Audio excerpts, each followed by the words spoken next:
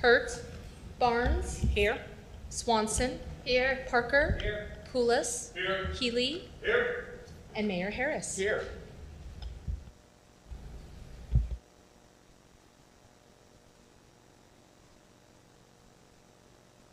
The annual comprehensive financial report for calendar year 2024, Jessica.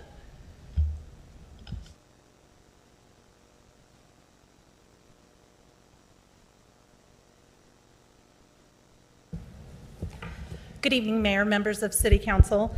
Before you this evening is a presentation of the city's 2024 financial statements. One of the city's auditors, Hannah Cullerton from Lauterbach and Amann, is on with us tonight. So she'll be going over the highlights of the 2024 financial statements and answer any questions that City Council might have. But before we get to that, I've placed some hard copies at the desk or the dais for you, so you have some light reading in case you're interested, maybe something to put you to sleep tonight. If you don't want hard copies, if you'd prefer an electronic version, you can give me the hard copy back and then I can email you out the electronic version. So just let me know. I know some of you prefer electronic. So before Hannah begins, I'd like to bring your attention to the notes that are listed on page 89 of your big financial statement. It's called Note 3, Detailed Notes on All Funds. For those that are unfamiliar, governmental accounting is mandated by a state board that's called GASB. The board will publish accounting reporting standards that are recognized as generally accepted accounting principles and must be incorporated into the financials during that required year.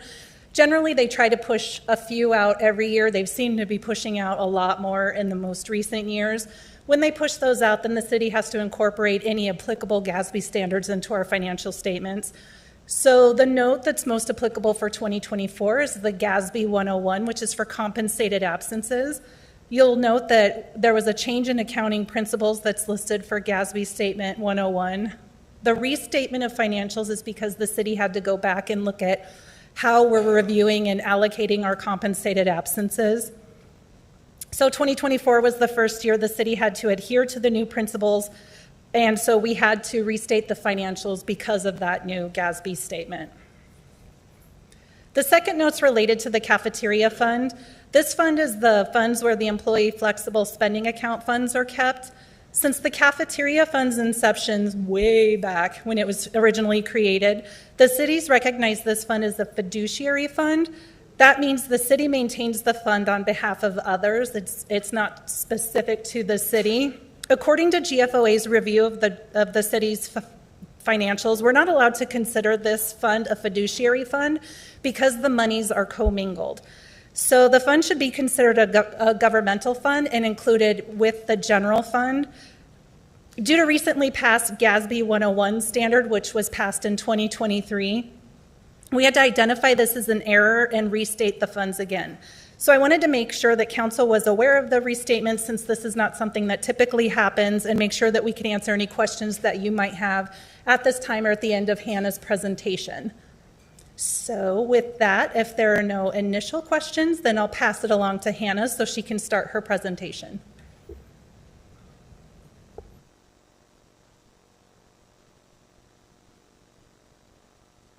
Okay, Hannah, I think it's all you.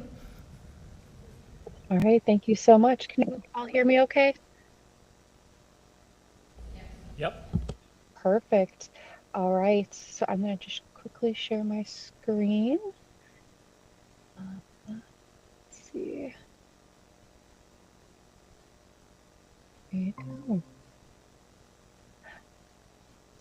All right. Let's see, I'm just making sure. Yep, we are all set. My name is Hannah Cullerton. Thank you so much for having me. I'm one of the audit managers here at Lauterbach and Amann. I've been along the road with Jessica for about 4 years now, so we've been down the block a couple of times. I do want to thank Jessica, Brian, the rest of the staff that have helped with the audit, because audits aren't fun, and it takes away from the normal day-to-day operations to help collect all of these items that we're asking for to create this report for you. So I'm going to dive right in.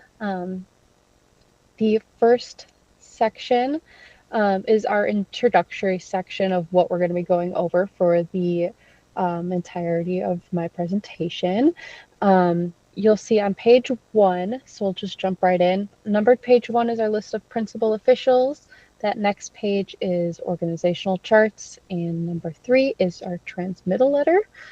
On page 11, you will see the Certificate of Excellence for Achievement for Excellence for the year of 2023. So this is always reported a year in arrears. So it was also awarded to the city for 2024. So this just means that this is going to be the 42nd year the city has received this award. It's not an award that you can just receive. It's something that you have to work towards.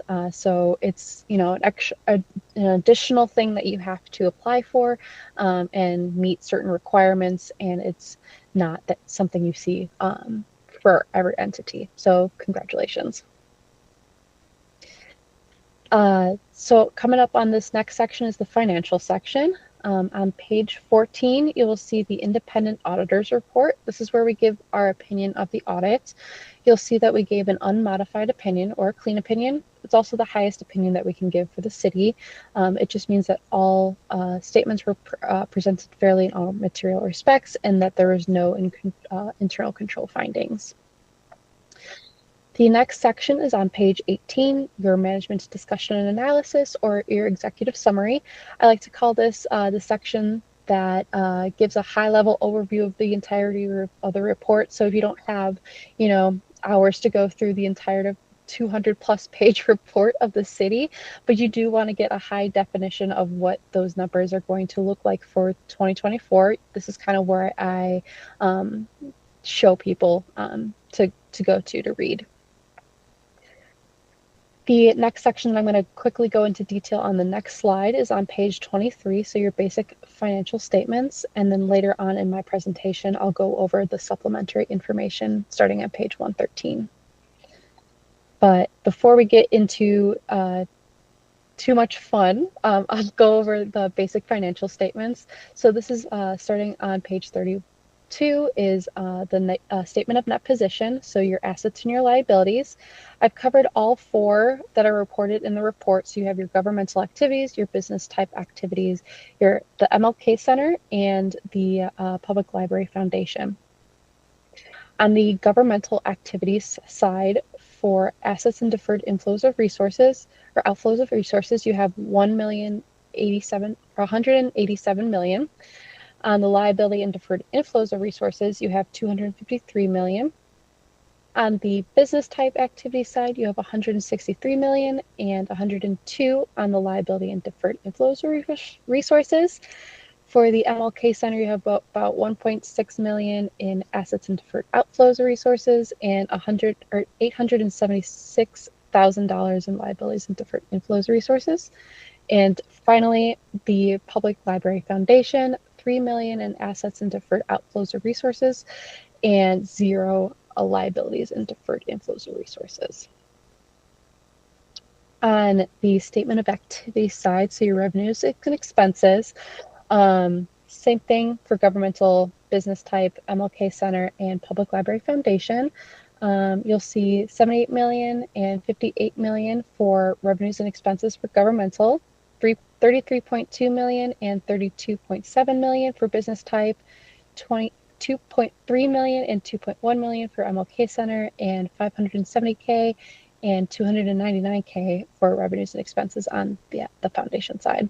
So overall, net position change, there was an increase for all 4.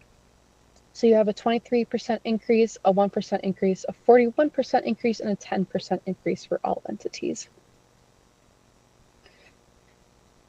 Not going to jump into these more, but to go into the fund level side, you have governmental funds, proprietary funds, and fiduciary funds all listed out on the fund level for all of them. But I will dive a little bit deeper into notes to financial statements. I like to call this the meat potatoes of the report. Simply, what do those numbers mean? This is kind of where we get more high-level overview of what those numbers are for the year and why we're seeing them in the report. So on page 74, you have your leases receivable, which is all of the cell tower leases and all of the principal and interest payments for the life of the the leases. For the capital asset side, you have your governmental and your business type. So in the current year, business type activities, there's some construction progress, increases and decreases. Same thing overall for your buildings and improvements, machinery and equipment, infrastructure, and any of the software leases. So you'll see kind of everything mixed bag for all of it. And on the business type side, just an increase and decrease to construction in progress, but no decreases to any of the depreciable assets. Starting on page 79 is the long-term debt. So all of those individual GO bonds, the IPA loans, line of credits, and those are all listed there. And I know Jessica had briefly talked on the reporting units affected by restatements. I always like to say there's good restatements and bad restatements. This is a good restatement. It's just because rules have changed that we do have to restate. It's not because something was wrong before. It was just that something was updated. GASB came out with a new implementation that requires us to backdate. And on page 90, you have the fund balance classification. So your non-spendable, your advances, restricted, and committed for fund balances for all of those sections. Lastly, so that 103 or 113 page, the supplementary information section. So from here to the end of the report, you'll see schedules for employer contributions, employer's net position of liability, and investment returns, employer total OPEB liability, budget to actuals. You will also see the CIFR, or the consolidated year-end financial report, on page 186, which is the total expenses that the city had for the entire year on grants. And in this current year, it did require a single audit, which is very typical for the city, very standard just due to the amount of federal grant awards throughout the year. For the CIFR, you have $491,000 in state expenditures, and on the federal side, about 18.6, mainly due to ARPA funding. And then to round out the supplementary information section, you have the long-term debt requirements in your statistical section. That's the report, but I also do like to mention any management letter comments or the SAS 114 letter. There are no management letter comments for the city, just some upcoming standards. Like Jessica mentioned, they love to come out with some new ones. GASB 102 and 103, so certain risk disclosures and financial reporting model improvements. So that will be effective for 2025 and 2026. And then this is any information, how to contact us if you have any questions. Obviously, I'm here to answer anything that you might have now, but I'm, again, more than happy to connect later down the line as well.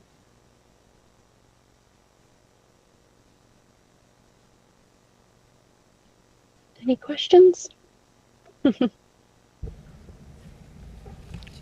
Thanks, Jessica and Brian, for a job well done in continuing our run that we have with the reports. And also, they are also going through a software implementation, so that just even added to everything they're already doing. So, job well done. Thank you. Thank you. What are the rules about other post-employment benefit funds or, liabilities? Did those change recently? I seem to recall we used to not have to record them, but now we do or something. Has there been any change in OPEB reporting? Hannah, were there any GASB changes for OPEB? I don't remember any recent changes. Nothing yet, I believe. Okay, thank you. We might have just changed the way that it's showing in the financials, but no GASB changes that I can think of.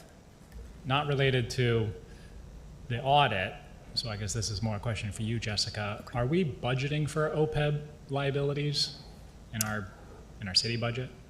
Yes. Okay. We do. All right. Thank you. You're welcome. Anything else for Hannah? No? Okay, thank you so much, Hannah. Have a good night. Thank you. You as well. Item B. All right, we have Mr. Jerry Lack, Augustana Hilltop Community Development Corporation. Thank you, council members and the city staff and all the residents from the area that are here today as well. This is an exciting new opportunity for the city of Rock Island and the Hilltop community.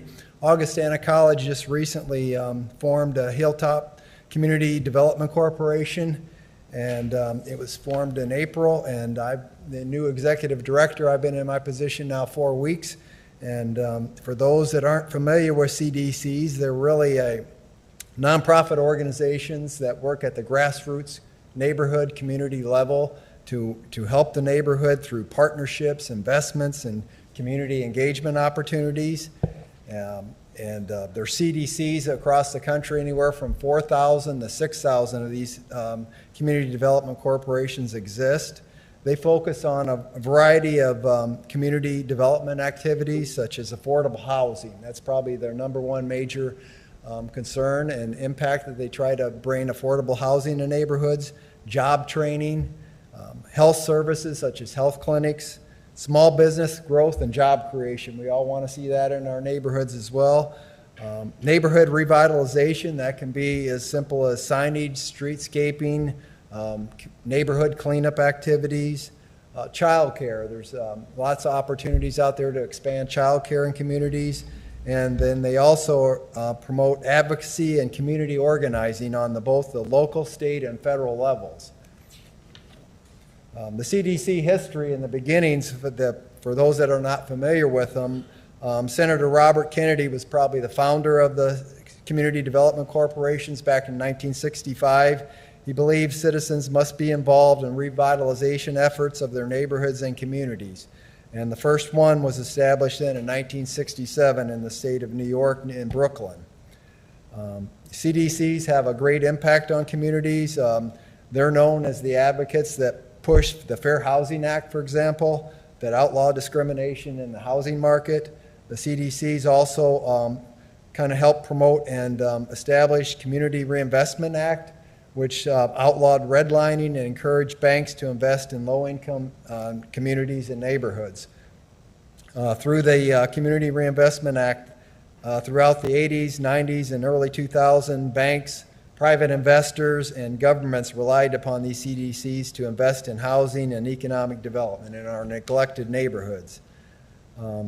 Other local CDCs that are out there as well, the City of Moline established one in 2008, the Moline Community Development Corporation, and their primary mission was improving housing opportunities in low-income neighborhoods. So they focused on rehabilitation of abandoned homes. They would obtain these homes and then renovate them and put them back on the market. And then recently they've also done some handy-at-home workshops where they went in, established some workshops to educate residents just on how they can do some home self-improvement projects. They brought in some contractors and other experts to help them through those processes of renovating a bathroom or kitchen or replacing flooring that they could do on their own. Again, the Augustana Hilltop Community Development Corporation, we have a website now. I don't know if it's possible to, oh, there's the handouts. We'll skip ahead a couple here, but our website, if you clicked on that site, we have our homepage and then our list of board of directors that includes 11 people that are appointed by Augustana College and the City of Rock Island. Kirk Anderson serves as our chair. Bob Lazzarotti, who is with Augustana, he's the director of facilities, the vice chair. Irene Boris is secretary. Lindsay Adolphs is treasurer. We have Miles here from the city that serves on the board, and also former mayor Mike Tomes is on there, as well as Jeff Rose is the American Bank past president, CEO, and Skylar Collins, she's owns Sky Luxury Lounge there on the Hilltop. So we have a variety of board members. One of the key things we have on the website too is a business directory. We list all the businesses in 3 different categories. We have food and beverage, retail and shop, and services. So under food and beverage, you'll probably, first one up there I think is Al's Burgers. And it links to their website, gives their address and phone numbers as well. We have retail and shops. Of course, there's a variety of businesses up there, from antique stores to hardware stores. And then the Hy-Vee, and then services, banks, of course, chiropractor, photography, travel agents. So they're all listed on there, and we all want to promote them as well. We also have a button on there for news of what's going on with the CDC. So it mentions our formation, and that we, I guess the next slide, if you go to that, we purchased the Curry Outbuilding at 1407 30th Street. That was recently demolished, and making way for future investment opportunities on that corner, which is next to Top Shape Gym across the streets, Happy Joe's, and Handy True Values close by as well. So it'd be a great location, and we're looking at all kinds of possibilities for redevelopment of that location. Next up, next slide here, we're also looking at developing neighborhood promotional banners. Those are some examples or samples of what could be out there. I guess years ago I found out they had some banners up there, but they didn't last long. They got blown away in a big wind. So anything we do, we'd want to make sure it's anchored properly. But we want to promote the Hilltop, College Hilltop businesses, retail space, and so forth, make it an identified area so people travel through on 14th Avenue, 30th Street, 38th Street, 18th Avenue. They know that they're in the Hilltop community, and we can hopefully promote that. The last button on our website is events, and we hope to fill that up with a variety of events that promote that area as well.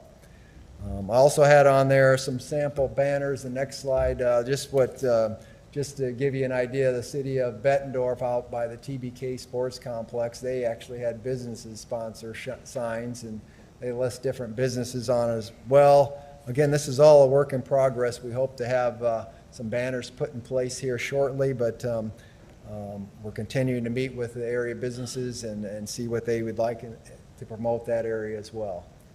Next,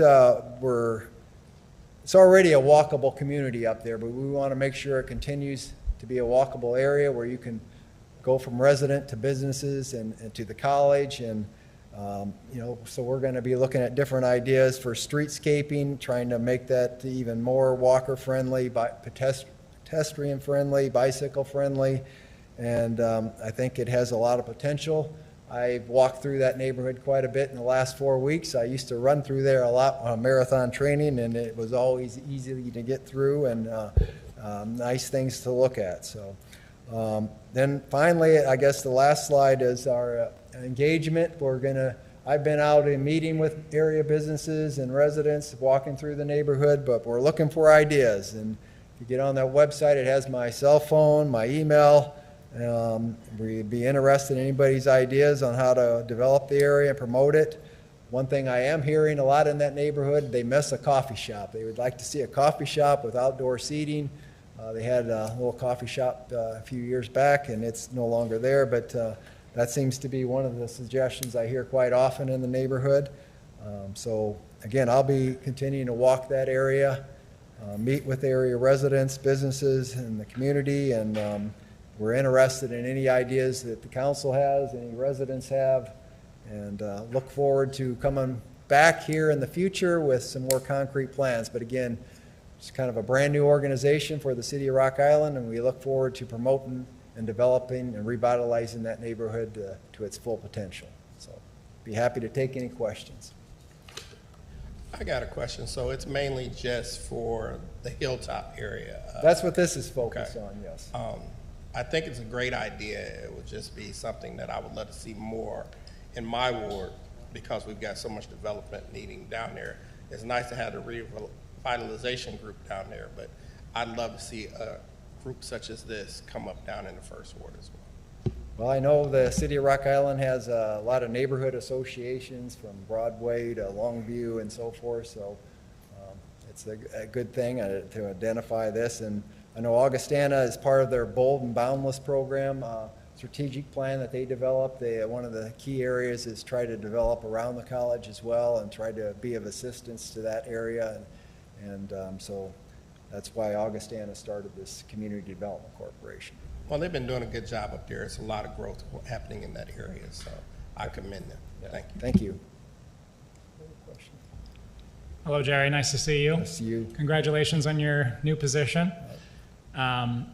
Recognizing you've only been on the job for 4 weeks now, I'm curious as to your and the board's perspective on sort of parsing out, it seems, just reviewing your presentation here and what's available on the website, with respect to community development broadly, there's a real estate component and then there's a placemaking component, right? And you know, tearing down the old Curry out and whatever is going to be replacing that is more of a real estate project. And then there's placemaking, which is like walkable streets, events, stuff like that. You know, representing downtown, I always reflect on our experience in downtown. And we've had iterations of developers, you know, doing community development like Economic Growth Corporation over the years that do real estate redevelopment like Sala Flats, Renaissance Lofts, the different residential properties in downtown Rock Island.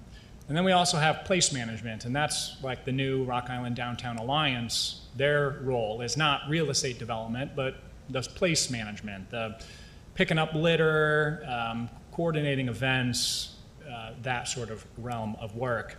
Can you speak on the Augustana Hilltop Community Development Corporation's? I mean, are you wanting to do all of it? Are you wanting to focus? What's your vision? That's a great question. We want to do it all, I guess. We're interested in helping the existing businesses grow and doing events and making sure it's an attractive area, obviously, with any cleanup activities and doing some streetscaping maybe. We can apply for grants. CDCs are funded. They can get their money from federal government, state government, foundations, private sources.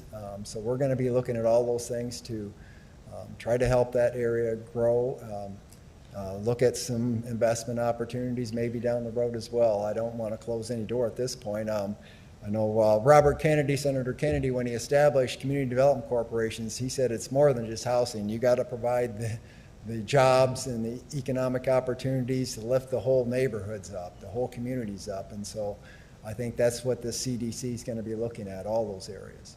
Okay.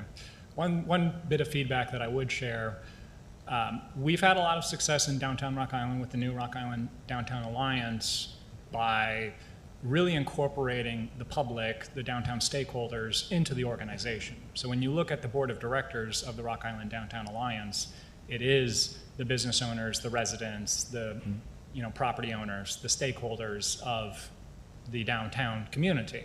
So there's a vested interest in really getting their priorities. They set the budget, they determine strategic goals, things like that.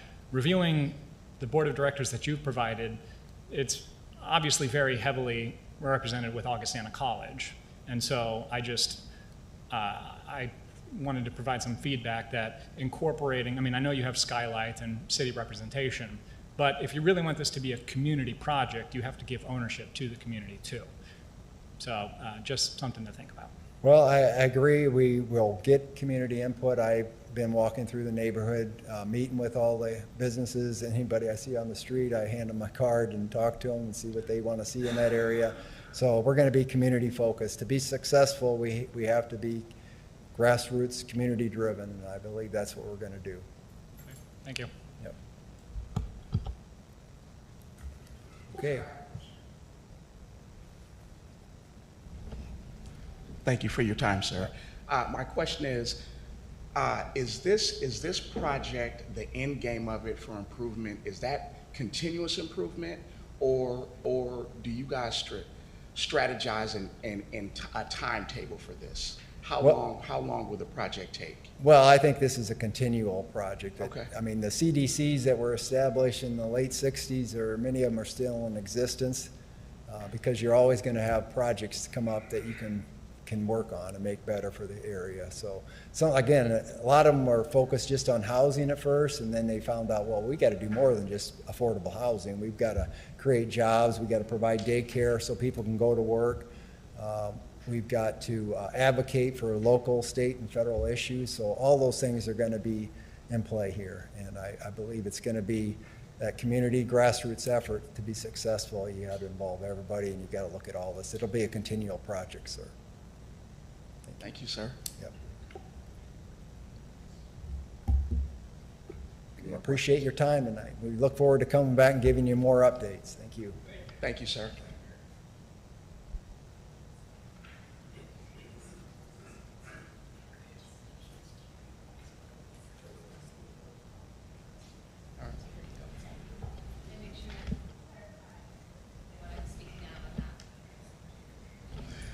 Now will be the time for item 4, public comments. Whoever is on the list, you have the option to speak now or during the normal city council meeting. Now? Okay. But we'll call your name in order. So you'll get called within the order, and there's also another sign-up sheet coming up for the 6:45 meeting. So those of you that are not on the sign-up sheet and would like to, you will still have the opportunity. And with the amount of names we have tonight, we will want to limit the comments to 3 minutes, if no one minds. No. 5. 5? Our current rules are 5 minutes. Okay, okay. Yeah. Okay. But I would, I'm missing one of these things. I would say though, that if people want to delay their comments, if we get close to the end of this meeting, so we do have to start the city council meeting at 6:45. Okay. All right. And Sarah just brought back the other sign-up sheet for those of you that were still wanting to sign up. Are Kelly McCray? Kelly McKay, excuse me. Going at the, but are we, Okay. we gonna have the normal 5? It is normal 5, yes. All right. Yes, yes. I was me. I can't get it now. Yeah, sure. Brian Ritter, now or during the normal meeting? Now, okay. Sir, we go in order about when you Okay, well, somebody waved me up, so I just came up. Oh, I'm sorry, sir. That, I was asking, did you want to speak now or later? I'm sorry, sir.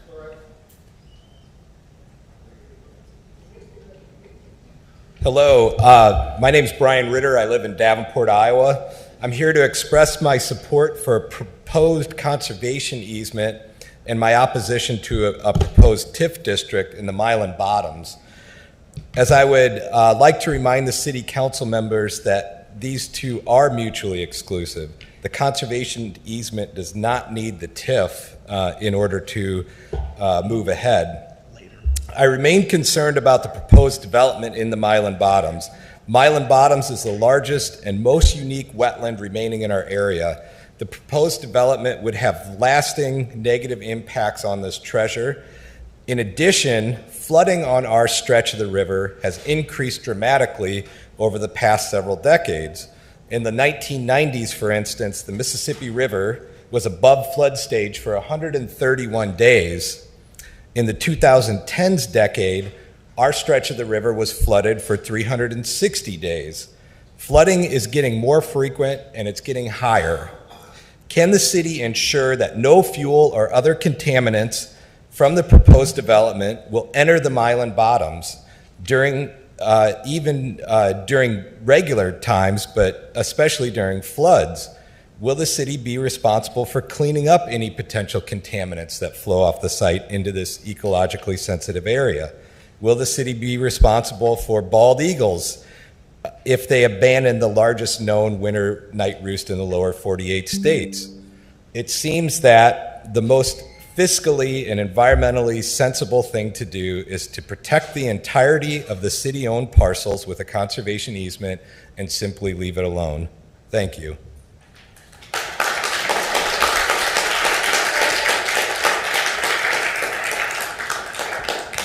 Curtis Lundy.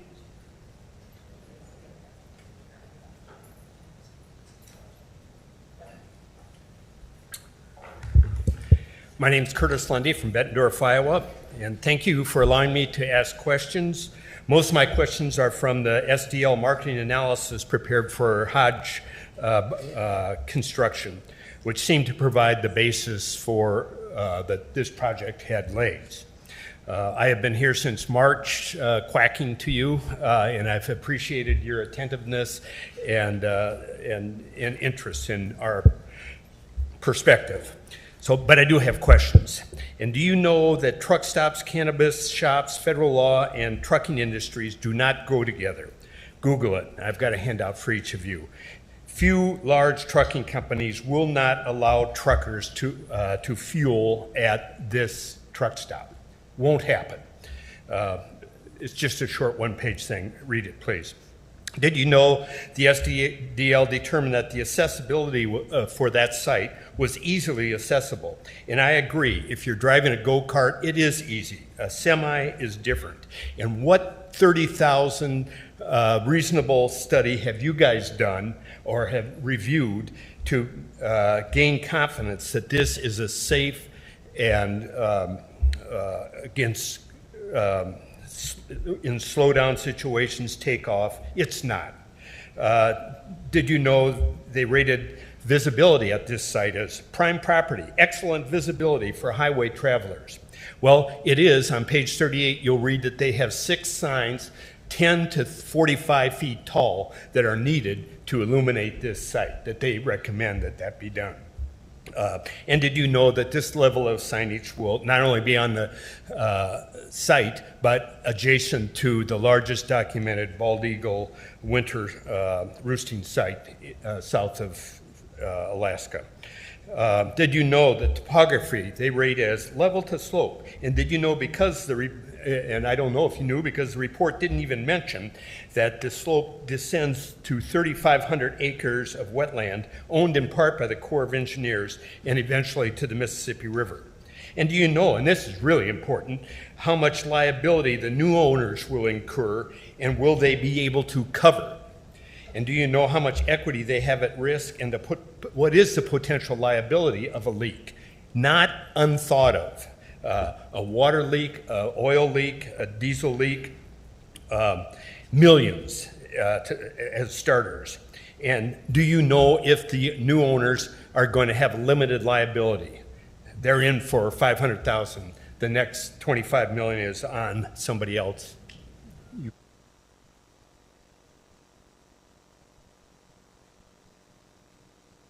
And tea brewing machines.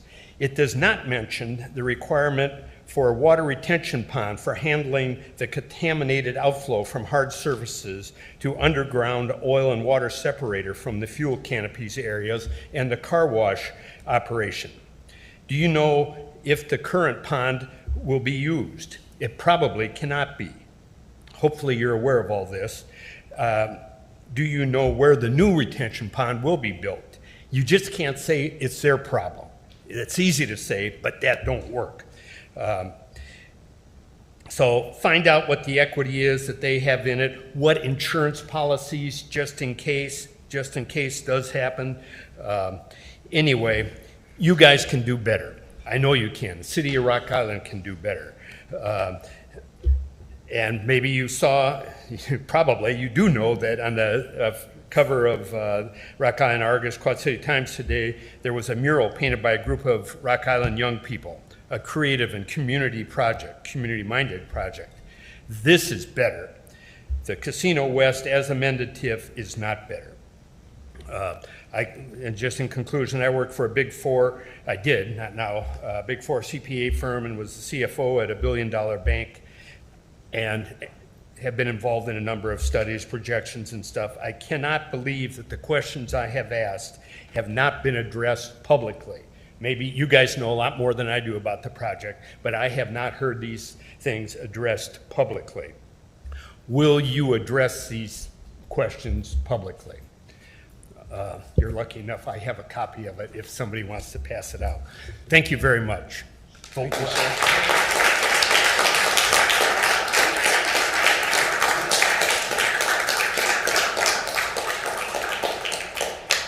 Joyce Tsai?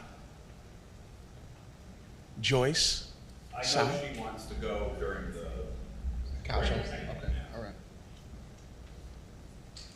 Jason Manson. Monson.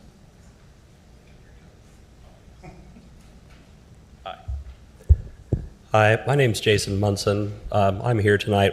I've been here before with a lot of other people to voice my concerns to oppose the development in Milan Bottoms and extending all of the rewards that TIF would allow in there. I've been following along with this from afar and been in person before in front of not all of you, but some of the committees before.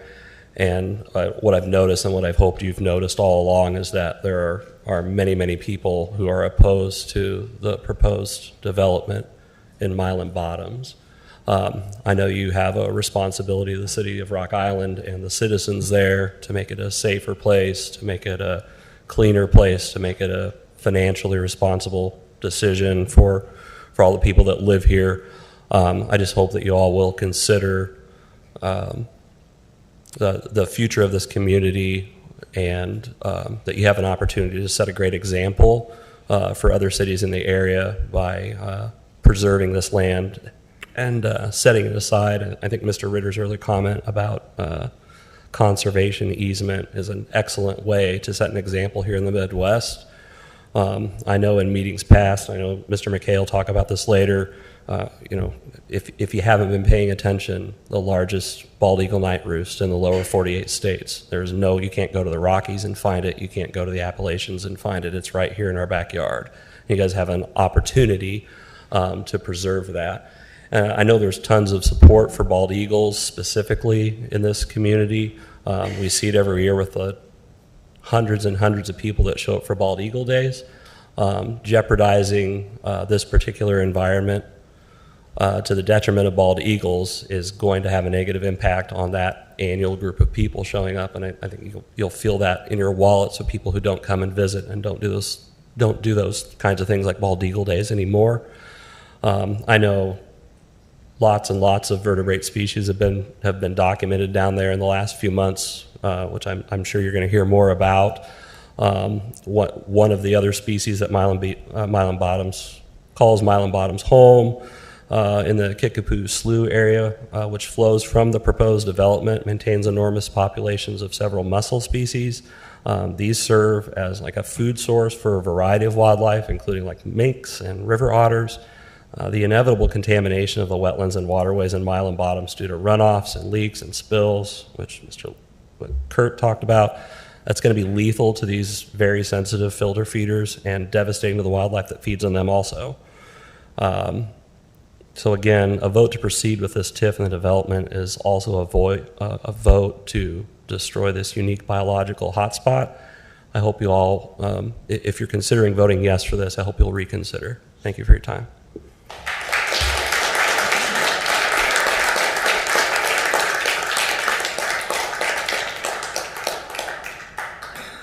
Tim Presley.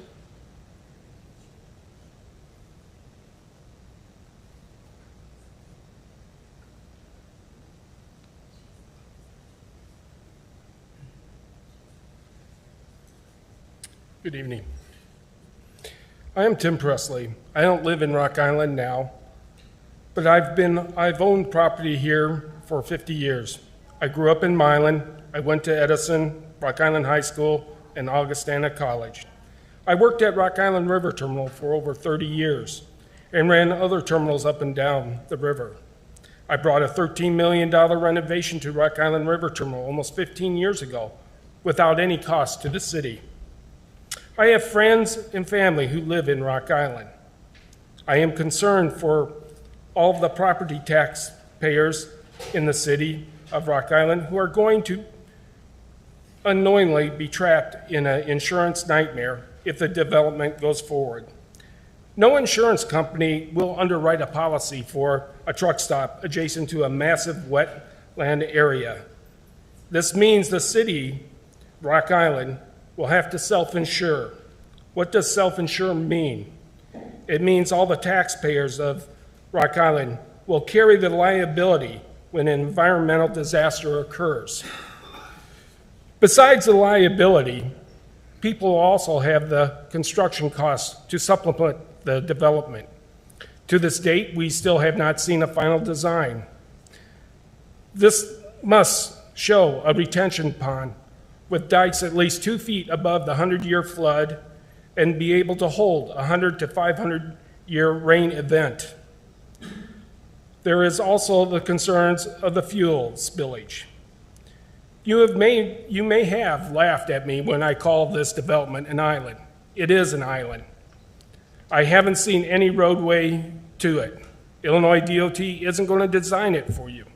The city has to do that with all the traffic flows, patterns, soils, environmental impact to the wetland. Has there been a report from the state fire marshal whether the tanks can even be placed underground at this site? Just because Matt Stearns went to Edison Rock Island High School doesn't give him the right to burden the whole of Rock Island. I attended these schools, but unlike Mr. Stearns, I really have skin in the game. When there is a discharge from this development, it will end up on my property. The city will be faced with the liability and compensation damage to my property. I might not be the only landowner affected. There are too many questions that are still unanswered. Until you have the truth, you should not gamble with the taxpayers of Rock Island. Table the TIF vote so my friends and family know exactly the costs now and in the future. Thank you.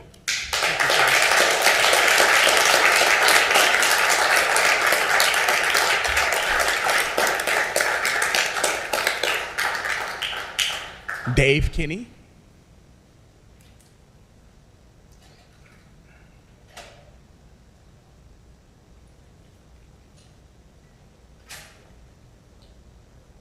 Evening, Council, Mayor, David Kinney from Davenport. And I've been kind of following this from afar.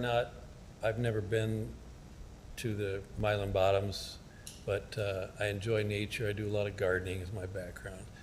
And I'm concerned, I've heard a lot of comments here and the other time I was here about this area is a sensitive area. It's not just the bald eagles. I mean, that's the main issue with the night roosting in the winter there.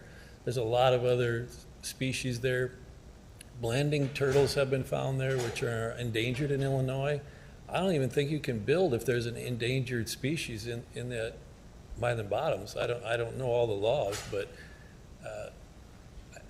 I don't know how to understand how you could even build there and develop the project with something that's not an endangered species in Illinois.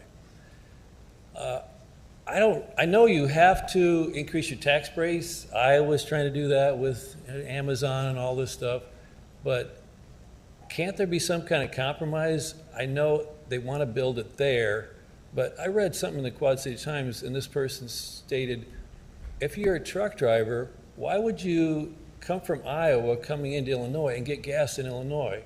Everybody goes to Iowa to get gas. It's going to be more expensive. I don't understand why they want to build the truck stop there. For one thing, it's going to be more expensive. As far as the dispensary there, that and casinos, I think it just doesn't really go together. Most people go to a casino are older. I don't know if they're going to be buying medical marijuana or marijuana and then going to the casino. I don't think it's going to increase the business of the casino. If there's land on the south side near the casino, why don't they consider building it there? It's away from the sensitive area there. That'd be a compromise, but I don't know if that's a possibility or not. So I'm opposed to it, just mostly environmental things. And business plan, I don't follow where it's going to be a good location for a truck stop or a dispensary. So I would encourage you to look for other options to put it somewhere else. Thank you. Thank you, sir.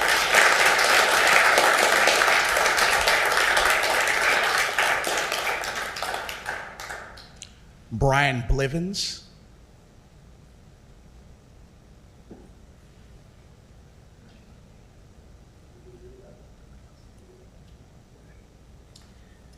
Hi, I'm Brian Blevins. I've spoke a couple of times as an avian biologist, but I'm also an entomologist. So I was asked here to come here to talk about an important group that hasn't been touched at all. It's the invertebrate group, which we refer to as microfauna. It is the true engine that runs this earth, both aquatic and terrestrial. They pollinate, they make topsoil, they're food for all other macrofauna. These include your worms, your mussels, your isopods, your spiders, but most important all, insectia, or insects. They make up the largest group of fauna in the world, bar none, bigger than all the rest put together. They're the largest number of species, they're the largest number of individuals. Mylan Bottoms itself probably holds over 1,000 species of moths and over 1,000 species of beetles alone, coleopterans. For Mylan Bottoms, it's the largest repository of genetic material we have for these species. We don't even know how many T&E threatened and endangered species are there. Nothing's been done. We could have coral hair streaks, Mitchell's satire. It needs to be done. We depend on these species to migrate out of Mylan Bottoms into our neighborhoods to re-pioneer and set up new populations in our parks, in our yards, everywhere, neighborhoods. Heck, Saturday night I was setting up my light set, and I had 2 aquatic crambids and a paralitid, which are moths, come into my light set that probably came from Mylan Bottoms. And I live in the East Village, Davenport. Without this reserve bank pushing into these neighborhoods, everything's going to go into free fall, and it's our last reserve we have. Mylan Bottoms, Mylan Bottoms is so important. It's like the Pantanal or the Okavango Delta or the Mekong Delta. These are the most important places in the earth, but it's the best one most important for us here. Every continent on the face of this earth, other than Antarctica, has just a few of these limited places that are bioreserves and genetic reserves. They spread out and depend on everything.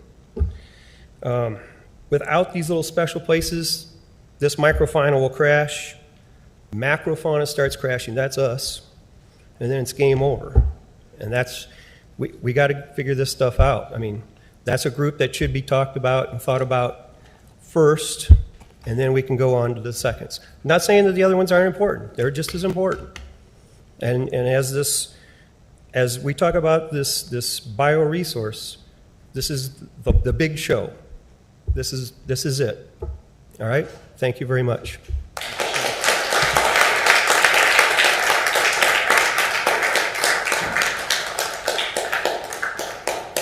Daniel Deshane.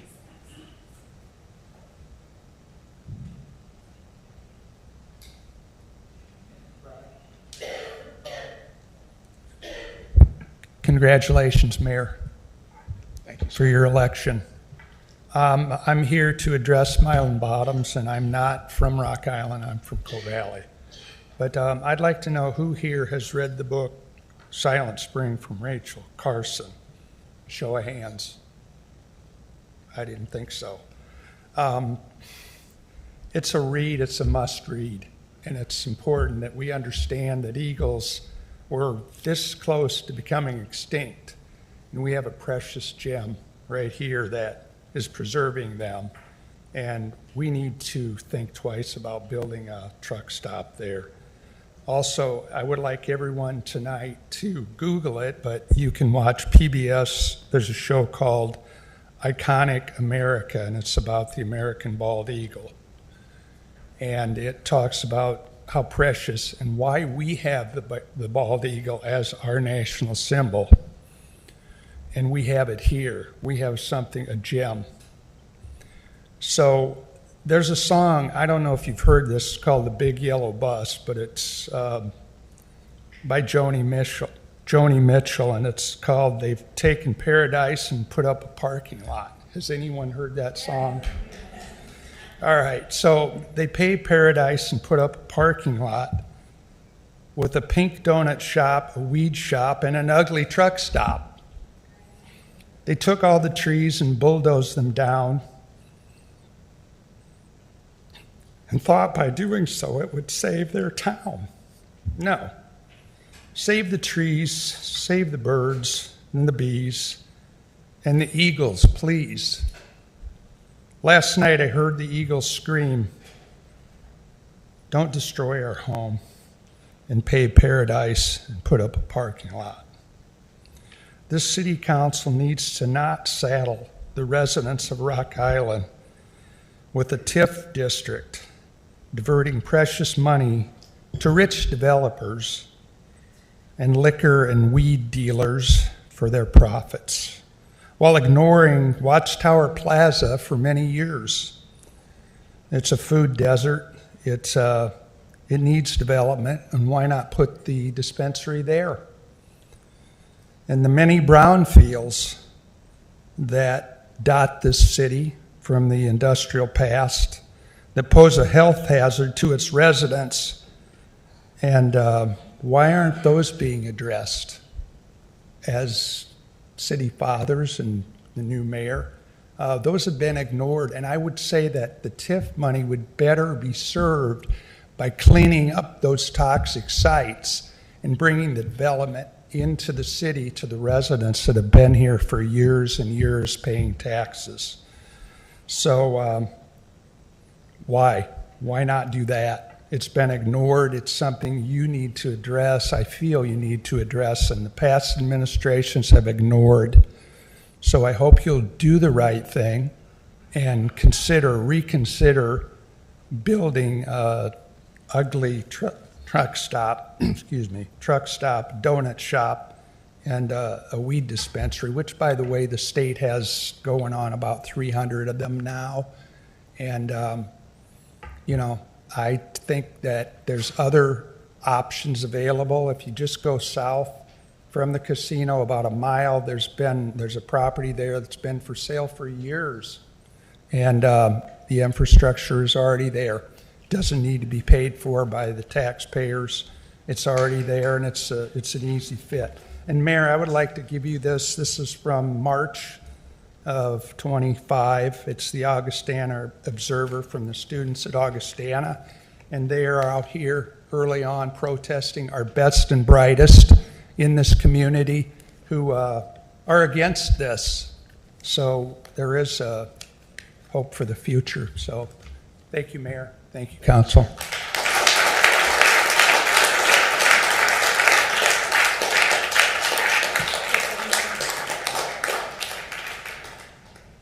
DeFries, not sure the first name. Last name DeFries.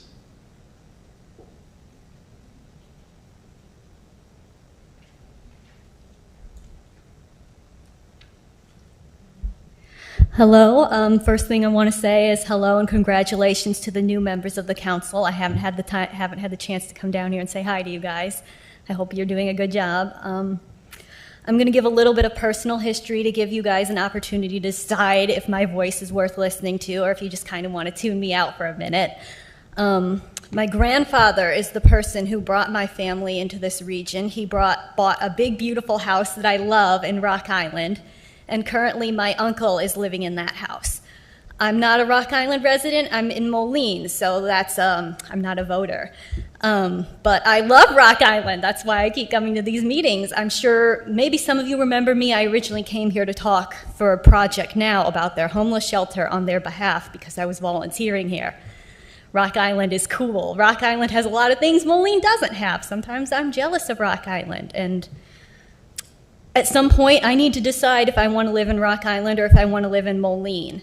I've been involved in both governments there, and I compare and contrast to how you guys do things. So it's just something I consider. I really am observing the values of the two cities, and I just, that's something that I'm concerned about. And for me, one of the major unfortunate legacies of the Quad Cities is our legacy of environmental destruction. You can walk down the river and see all those signs talking about our history in the logging industry. Settlers came here, and the first thing they thought about was, woo, profit, money. And so we don't have any old growth forest here at all, and it really makes me sad as a young person. It devastates me. I think you guys have a really great opportunity to do something very honorable and protect the environment, so I hope going forward you all will continue to consider that. I think a lot of the times we're very money oriented and it disconnects us from the reality of our home planet sometimes. If something were to happen to our food sources, our natural resources, we can't eat dollars. Thank you so much for your time and thank you for listening to me. I appreciate you guys.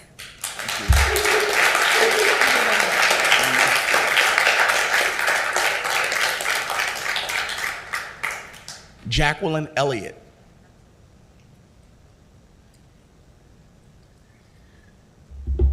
I didn't know it moved. Okay, I think I can do that. I'm here to oppose the development of Mylan Bottoms. Now you can hear me. On the coattails of July 4th, we've all come together to protest the development of the largest eagle roost in the lower 48. I've had this question on my mind. How does an American celebrate our nation, which I'm sure all of us did on July 4th, celebrating while stealing our national symbol's most important territory, a night roost essential to their very survival? Building new may be more profitable than repurposing unused buildings. I understand that there's costs involved with both, but we can create incentives to revitalize unused buildings. Other cities do. Destruction of wildlife habitats is easy because you have voiceless stakeholders.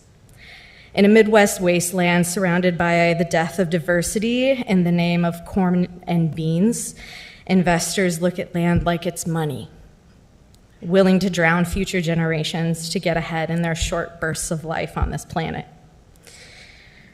Choose to make our cities a beacon, an example to others that profit doesn't undermine the need to protect meaningful wildlife habitats.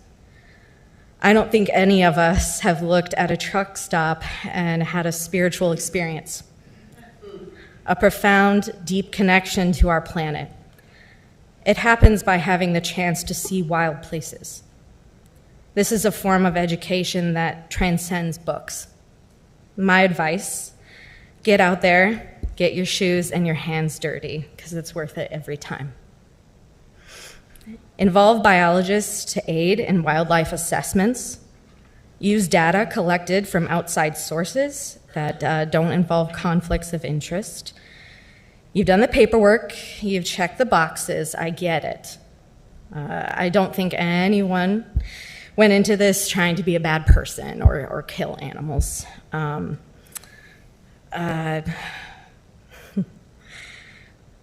I'm simply presenting that maybe this is an example of how policy could shift so that we can meet our evolving knowledge of our amazing ecosystems. We are part of a web. This place wasn't put here simply for human use. Without our protection, essential habitats turn into ash or truck stops. Thank you. Thank you.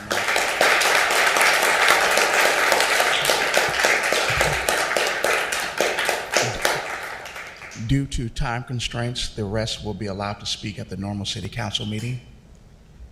Item 5. Need a motion to adjourn.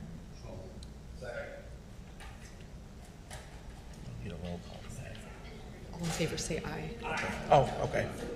All in favor? We are adjourned. Adjourn.